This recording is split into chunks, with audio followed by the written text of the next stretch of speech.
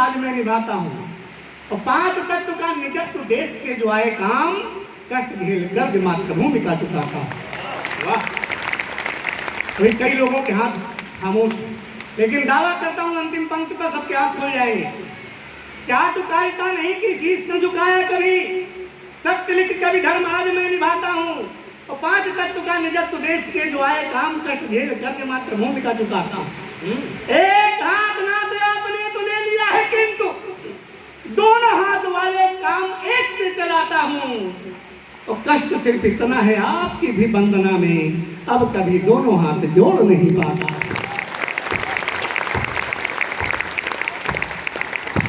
लेकिन ये लोग कहते हैं मंच पे व्यास को बहुत कष्ट है, लेकिन कष्ट मुझे इसलिए नहीं होता है कि लगभग अक्सर आए दिन शाम को आपका एक हाथ ही देश को बहुत मजबूती दे रहा है। एक बार जोरदार तालियां। आप आए दिन आप लोगों का साथ मिल जाता है तो मैं अपना दूसरा हाथ आपको मान लेता हूँ। प्रणय भैया बहुत सुंदर सुंदर बात कर रहे थे प्यार मोहब्बत की, लेकिन एक एक शब्द पर आप लोग जो तवज्जो दे रहे थे, जो उत्साह वर्धन कर रहे थे, तो मुझे लग रहा था कि यहाँ के श्रोता तो बहुत अच्छे हैं, लेकिन उनको क्या चाहिए वो अभी पहुँच नहीं रहा है। मैं आया हूँ लेकर के, अगर समर्थन देंगे तो नौजवानों के लिए भी कुछ पढ़ूंगा। वहीं से शुरू हो जाए क्या? नौजवानों से शुरू हो जाते हैं, हम बुजुर्गों तक आते हैं। बात यह कि उत्तर प्रदेश और लखनऊ में खड़े होकर के नौजवानों की वकालत करने में बड़ा डर लगता है। सही बात कह रहा हूँ तो ताली बजा के समर्थन करो, समझ जाते हैं सब लोग। डर इसलिए लगता है जाने की चौराहे पे कितने लोग खड़े होंगे। एंटी रोमियो भी आ गया, बताइए। मोहब्बत पे इतनी पाबंदी लग गई कि एंटी रोमियो खड़ा कर दिया गया उत्तर प्रदेश में, और हमारे प्रणय जी प्यार मोहब्बत की वकालत कर रहे हैं। तो मैंने कहा मैंने वकालत की है आपकी, अगर आपका समर्थन मिले तो वकालत बताऊँ आपकी, मैं करता हूँ। प्रणय जी मैंने कहा ये नौजवान साथी मोहब्बत तो करते हैं, लेकिन जिन लोगों ने ये कहा कि जवानी मोहब्बत की गलियों में भटक गई, ये भटकी कतई नहीं है, ये सिर्फ अंगड़ाई ले रही है। और देश की जवानी जब अंगड़ाई लेती है तो सिर्फ इतिहास नहीं भूगोल भी बदल देती है। तब मैंने वकालत में 4 पंक्तियां पढ़ी। मोहब्बत जिससे होगी, अगर ढंग से सुन लोगे तो आपके काम आएंगी पंक्तियां। मोहब्बत जिससे होगी उसको अपनी जान लिख देंगे। एक एक नौजवान संभालेगा, हालांकि नौजवान आगे वाले भी बैठे हैं, हमारे बुजुर्ग लोग भी, ये भी कभी रहे हैं, आज भी हैं।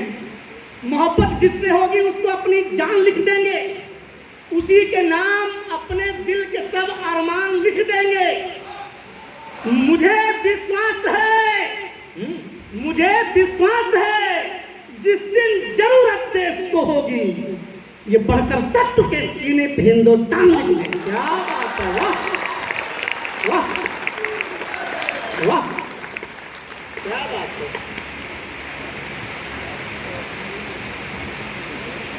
रिकॉर्डिंग कर रहे हो भैया? क्या रिकॉर्डिंग कर रहे हो?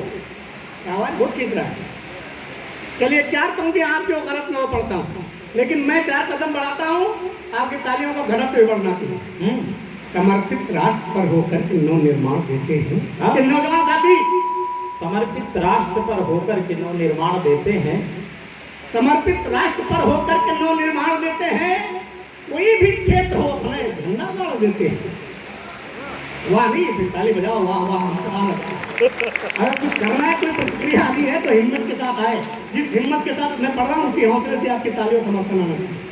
समर्पित राष्ट्र पर होकर के नव निर्माण देते हैं। कोई भी क्षेत्र हो अपना झंडा गाड़ देते हैं। इन्हें बच्चे समझ मत इनकी ताकत को चुनौती दो। इन्हें बच्चे समझ मत इनकी ताकत को चुनौती दो। यही बनकर भरत सिंहों के चपड़े फाड़ दो। क्या वाह वाह, जिंदाबाद। पंक्तियां वो जो पीछे कतार में बैठे हुए हैं, बिल्कुल पीछे ऊंचाई पर, उनके लिए पढ़ता हूँ, वो भी सुन लें। मोहब्बत में चने लोहे के लिए फोड़ देते हैं। बिल्कुल दिल की बात कर रहा हूँ। मोहब्बत में चने लोहे के भी ये फोड़ देते हैं। कहे यदि प्यार से कोई तो घर तक छोड़ देती है।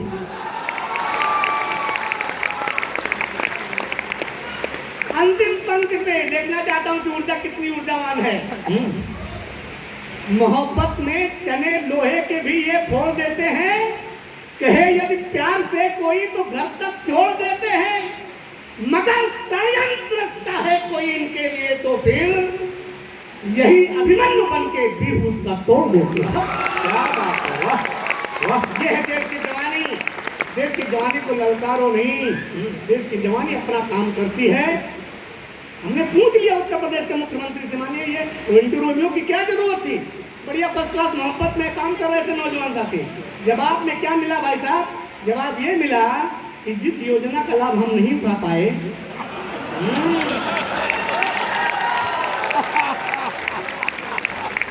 तब 4 पंक्तियां पढ़ता हूँ और प्रतीक में बात करना चाहता हूँ।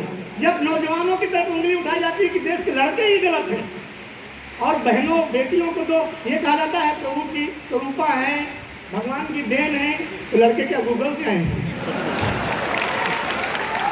तब 4 पंक्तियां गलत में एक साहित्यिक भाषा में एक मुक्तक पढ़ता हूँ, उसके बाद एक रचना पढ़ के 5 मिनट में बैठ जाऊंगा।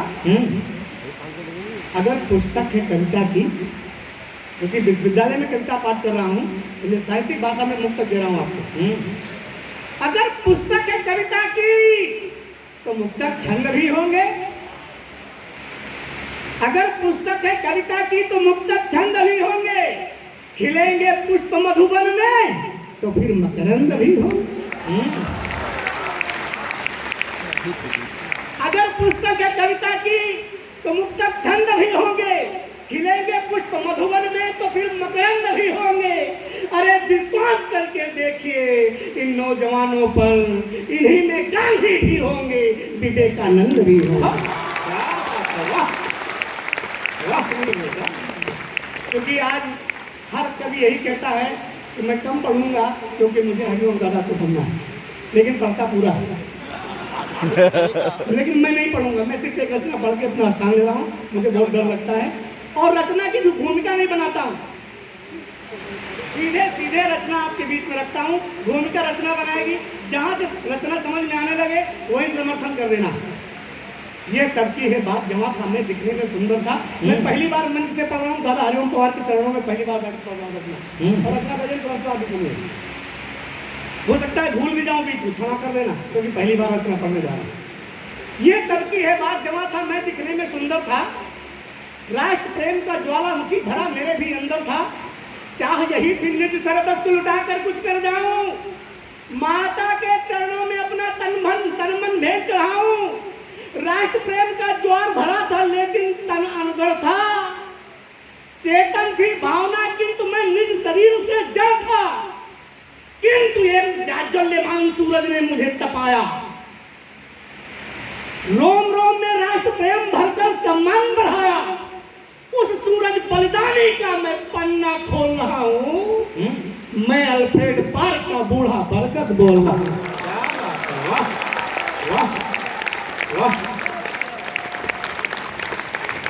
अब आपको कमेंट्री सुनाता हूँ, एक बूढ़े बरगद की कमेंट्री सुनिए। बहुत दिन आपने आदमियों की कमेंट्री सुनी। उस दिन रुदन देख स्वानों का मैं भी कांप गया था, उस दिन रुदन देख स्वानों का मैं भी कांप गया था, आने वाली अनहोनी को मन में भाग गया था।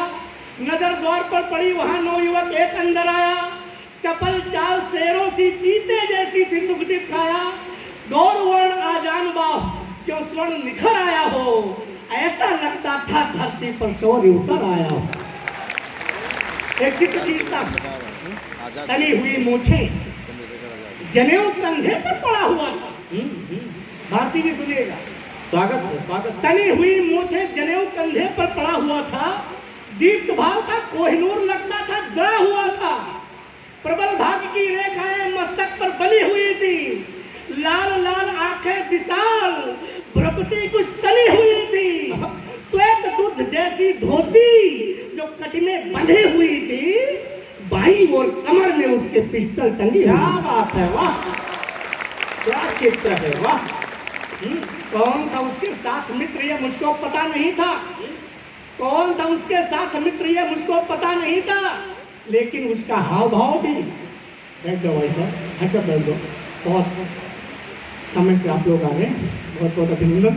तालियां हो जाए अतिथियों के लिए। पानी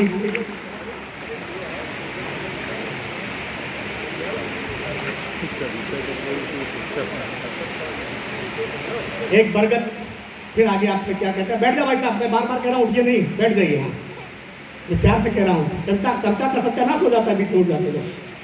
कौन था उसके साथ? ये बरगद कह रहा है, कौन था उसके साथ मित्र, ये मुझको पता नहीं था, लेकिन उसका हाव भाव भी उनके जैसा ही था। और पास जब आए उनके बड़े कान में स्वर थे, बातचीत से जाना हुए आजाद चंद्रशेखर थे। वाह, बहुत सुना था मैंने, हुए थे उन्नावी बलिदानी, पिता थे सीताराम तिवारी, माता थी जगरानी। समझ गया मैं, ये वही वीर आजादी का मतवाला जिसने बचपन में ही जज का दर्प चूर कर डाला, राष्ट्र प्रेम की बूटी बचपन से घुट्टी में गोली, पीठ पे कोड़े खाए पर भारत माता की जय बोला। क्या बात है, वाह। और दोनों हाथ जाके तेज से आवाज बोले, भारत माता की, पीठ पे कोड़े खाए पर भारत माता की जय बोली। मैं समझ गया ये वही वीर आजादी का मतवाला जिसने भगत सिंह के संग में चंद्रशेखर को मारा। मैं समझ गया ये वही वीर, मैं समझ गया ये वही वीर आजादी का मतवाला जिसने भगत सिंह के संग में सैंडर्स को मारा, राष्ट्र प्रेम का प्याला होकर के मदमस्त पिया है और खजाना काकोरी में ट्रेन से लूट लिया। अभी मंत्रणा सात साथियों की अविरल थी जारी। चलिए आप लोगों को ले चलता हूँ पार्क, और पार्क का चित्र दिखाता हूँ। अभी मंत्रणा सात साथियों की अविरल थी जारी, अभी मंत्रणा सात साथियों की अविरल थी जारी, क्रूर नियत की अलग चल रही थी कोई तैयारी, शायद किसी भेदिए ने जाकर के था बतलाया, गोरा अफसर क्रूर नाट बाबर सेना संग आया, चारों ओर पार्क को घेरा, फिर बोला चिल्लाकर, अरे बाहर निकल, अरे डरपोक कहाँ छिपा है जाकर। पड़ी सुनाई जब आजाद को उस गोरे की बोली, गरजा पिस्टल सदा निशाना, चली एक फिर गोली, और गाली देने वाले मुंह को गोली टाल गई थी, सीधे मुंह में घुसकर उसका जबड़ा फाड़। क्या बात है, वाह वाह, जिंदाबाद जिंदाबाद, वाह। गिरा नाट बाबर सीने से सोते फूट पड़े थे, पर अंग्रेज सिपाही टिड्डी दल से टूट पड़े थे। धीरे धीरे गोरे सैनिक उपवन घेर रहे थे, धीरे धीरे गोरे सैनिक उपवन घेर रहे थे, आजाद के मूंछों पर अपनी उंगली फेर रहे थे। लगता था सांपों का जत्था गरुड़ को डसने निकला हो, या कि झुंड राहुओं का सूरज को घिसने निकला हो। जो होता है धर्म मित्र का उसे उन्होंने पाला, स्वयं घिरे सकुशल मित्र को बाहर किंतु निकाला, और जैसे बाज टूट पड़ता है पूरी सख्त से खाने पर, जितनी भी गोली दागी सब जाकर लगी निशाने। क्या बात है, वाह। लंबी है, बीच में कम करके अंतिम बंदा आपको सुनाता हूँ। जिंदाबाद पूरी सुना, तालियां बजा के। क्या बात है, कर दो आप खड़े करके।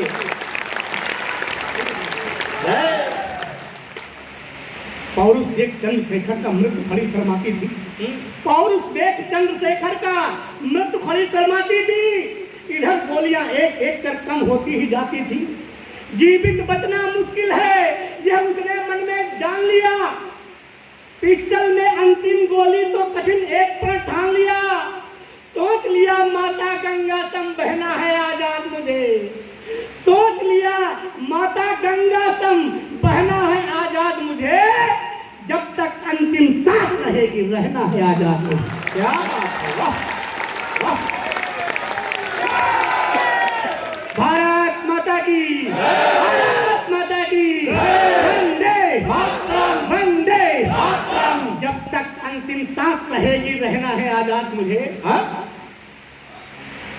कुछ अनहोनी अब होनी है, शायद ईश्वर जब भाप गया, कुछ अनहोनी अब होनी है, शायद ईश्वर भाप गया। चंद्रशेखर का देख इरादा क्रूर काल भी कांप गया, माथे तिलक लगाकर मिट्टी भारत माँ की जय बोली, पिस्टल रखे कनपटी पर फिर दाग दिए अंतिम गोली। क्या पिस्टल रखे कनपटी पर फिर दाग दिए अंतिम गोली, और गोली की आवाज सुनी तो धरती अंबर कांप गया, गोली की आवाज सुनी तो धरती अंबर कांप गया। हिंद की चोटी कांपी, वह बृहद समंदर कांप गया, सूरज चांद और गगन के छिपे सितारे कांप गए, नदियों के वक्षस्थल कांपे, झरने सारे कांप गए, हाथी शेर बाघ कांपे, जंगल मरुस्थल कांप गया और वीर प्रसूता वसुधा का सारा भूमंडल कांप गया। क्या बात है, वाह वाह, क्या बात है। अंत में दो पंक्तियां। बहुत बहुत धन्यवाद, आपने कविता का सम्मान किया। मुझे लगता है कि लखनऊ में कविता सुनी जाती है, तो मैंने बताया अपने कवियों को। अंत में दो पंक्तियां पढ़ के स्थान ले रहा हूँ। भले, लेकिन एक कहावत सच है, किसी यहाँ के एक मुख्यमंत्री ने एक भाषण में अपने चंद्रशेखर आजाद को आतंकवादी बताया था। तो उनके गाल पे तमाचा तो लग गया है, अब कुछ कहने की जरूरत नहीं है, लेकिन बात कड़वे सच की आपके बीच में करना चाहता हूं कि भले चंद्रशेखर ने अंतिम गोली स्वयं पे झोंकी थी, भले चंद्रशेखर ने अंतिम गोली स्वयं पे झोंकी थी, लेकिन अंग्रेजी ताबूत में कील उसी ने ठोकी थी। उस सूरवीर बलिदानी ने जो बढ़कर शिखर छुआ था, उसके दम पर ही अपना भारत आजाद हुआ था। ये बरगद अंक में फिर कहता है, हमने भी अपने आंखों में उनका चित्र उतारा है, आजादी के अमर पूत को सत सत नमन हमारा है, सत सत नमन हमारा है, सत सत नमन हमारा है। भारत माता की